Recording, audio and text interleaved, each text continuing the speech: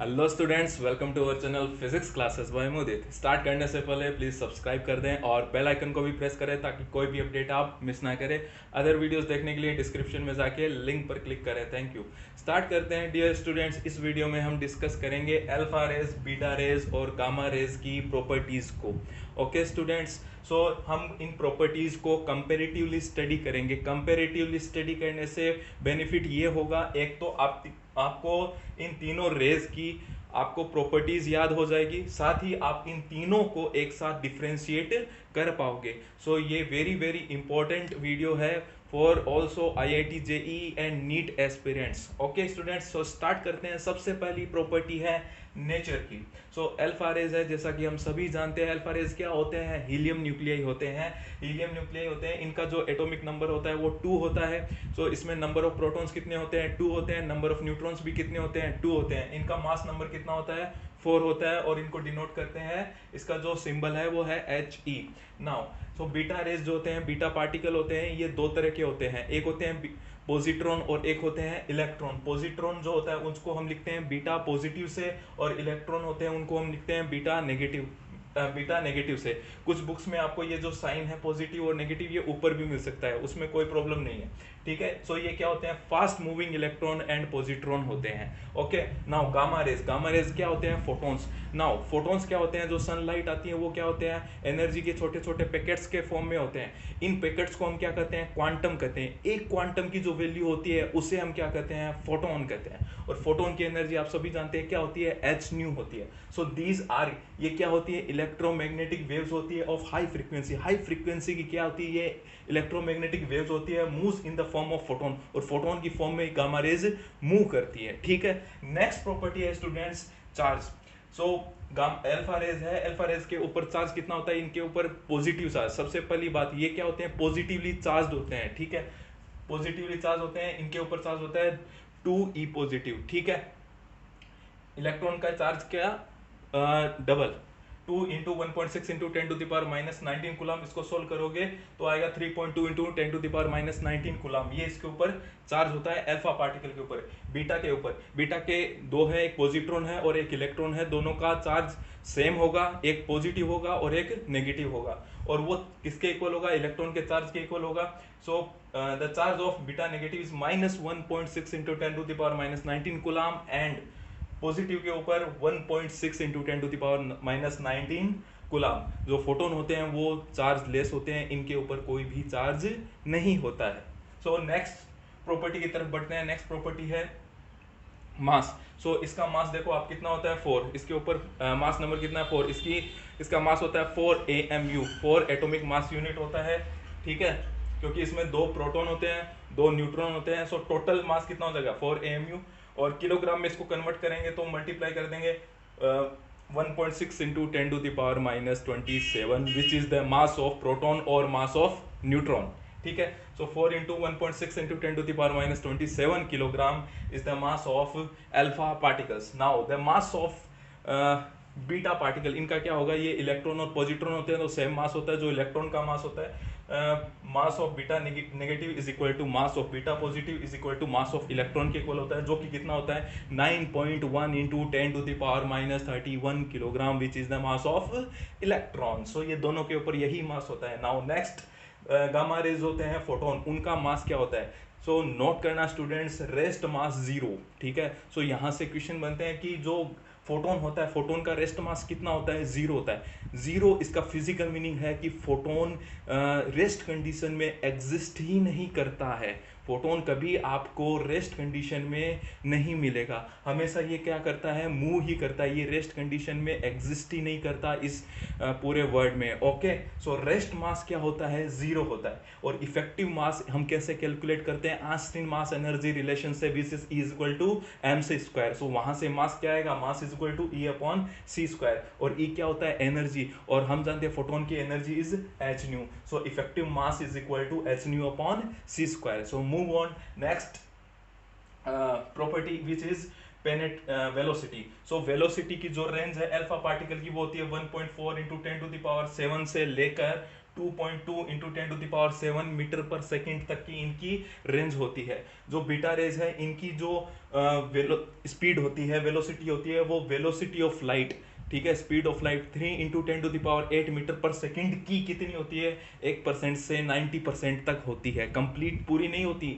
3 into 10⁸ metre पर second नहीं होती, उनकी इस वैल्यू की कितनी होती है, 1% से 9% तक होती है। और गामा रेज है, गामा रेज और जो फोटोन होते हैं, और ये हम जानते हैं जो फोटोन है वो कैसे मूव करते हैं, उनकी स्पीड क्या होती है, स्पीड ऑफ लाइट से मूव करते हैं, विच इज 3 इंटू 10⁸ मीटर पर सेकेंड से ये मूव करते हैं। नेक्स्ट प्रॉपर्टी है पेनेट्रेटिंग पावर। पेनेट्रेटिंग पावर का मतलब होता है ये किसी शीट को कितना हद तक उसको उसमें होल कर सकते हैं, कितना अंदर तक उसको छेद कर सकते हैं उसके अंदर, ठीक है, या कितना अंदर तक उसमें घुस सकते हैं, ये क्या होती है, उसकी पेनेट्रेटिंग पावर होती है, ठीक है।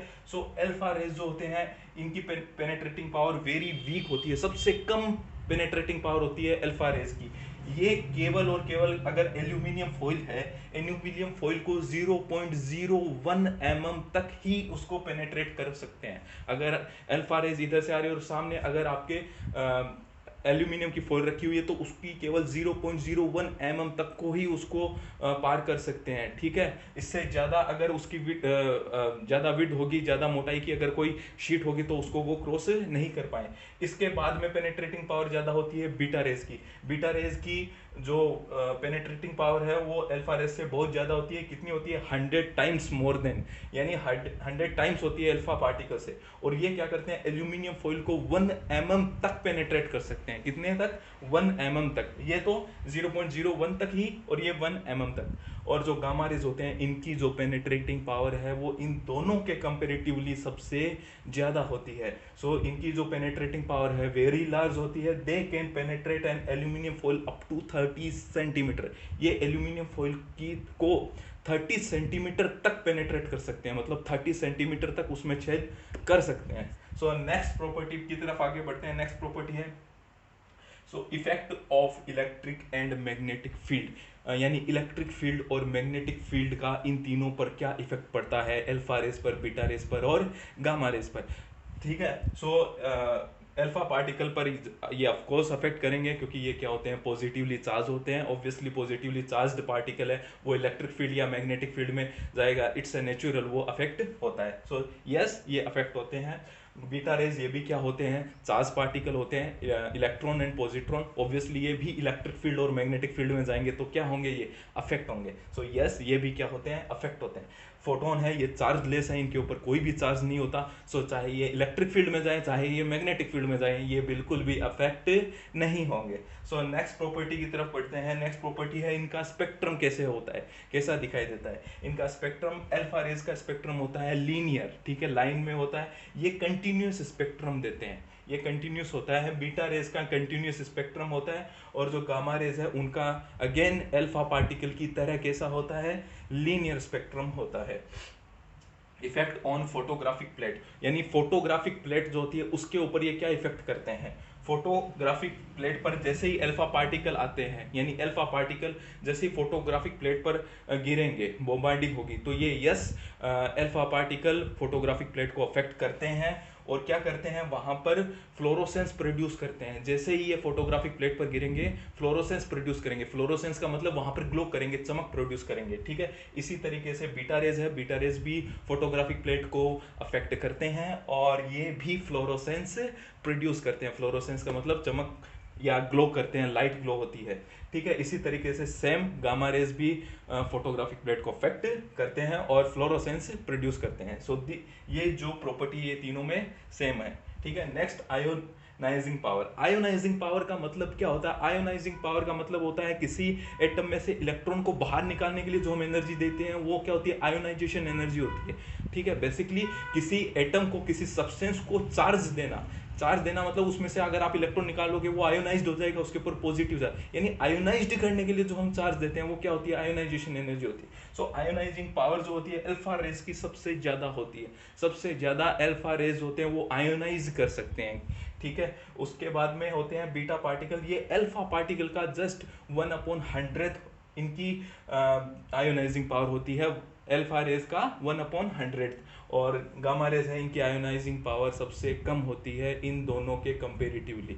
ठीक है, last but not the लेस्ट, range, मतलब ये एयर में इनकी रेंज कहाँ तक होती है, कितना ये ट्रेवल कर सकते हैं। सो अल्फा रेज होती है वो 2.7 सेंटीमीटर से 8.6 सेंटीमीटर तक ट्रेवल कर सकते हैं। अच्छा, ये जो रेंज है ये हम किसके बेसिस पे कर रहे हैं? रेंज का मतलब ये होता है ये जब तक ये आयोनाइज रहेंगे ना तब तक ये कितना ट्रेवल करते हैं, यानी इनके ऊपर जब तक चार्ज देता है तब तक ये एयर में कितना ट्रेवल करते हैं। सो ये 2.7 सेंटीमीटर से 8.6 सेंटीमीटर तक ही ट्रेवल कर सकते हैं कौन? Alpha particle. बीटा रेज जो है, बीटा पार्टिकल जो है वो एयर में 1 मीटर तक ट्रेवल करते हैं, और सबसे ज्यादा ट्रेवल करते हैं कौन? फोटोन। ठीक है, about 100 metres in air. So students, आप चाहें तो इसका एक बार स्क्रीनशॉट ले ले, बहुत इंपॉर्टेंट है ये कंपैरेटिव स्टडी, आपको बहुत काम में आएगी। ठीक है स्टूडेंट्स, नेक्स्ट वीडियो में हम डिस्कस करेंगे अल्फा डीके को। ओके स्टूडेंट्स, सो इस वीडियो में इतना ही। अगर आपको अच्छा लगा है तो इसे लाइक करें और फ्रेंड्स के साथ शेयर करें। Thank you.